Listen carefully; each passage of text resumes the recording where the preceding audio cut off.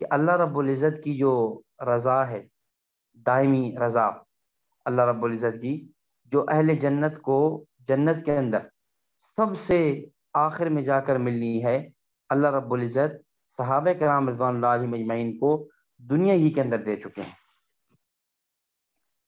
تو اس لیے صحابہ کرام رضوان اللہ علیہم اجمعین پر طعن تشنیع کرنا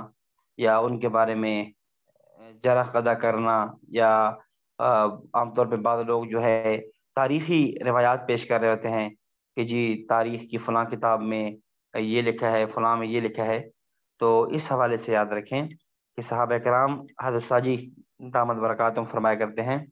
کہ بھئی صحابہ کرام رضوان اللہ علیہم اجمعین یہ تاریخی نہیں قرآنی شخصیات ہیں۔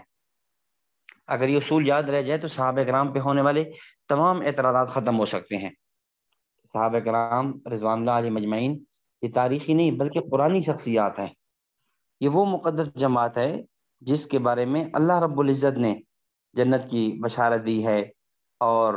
نبی اکرم صلی اللہ علیہ وسلم کی زبانی ان کے بارے میں احادیث مروی ہیں۔ تو جن کے بارے میں اللہ ان کا رضی اللہ عنہ ورضوان فرما دیں، نبی اکرم صلی اللہ علیہ وسلم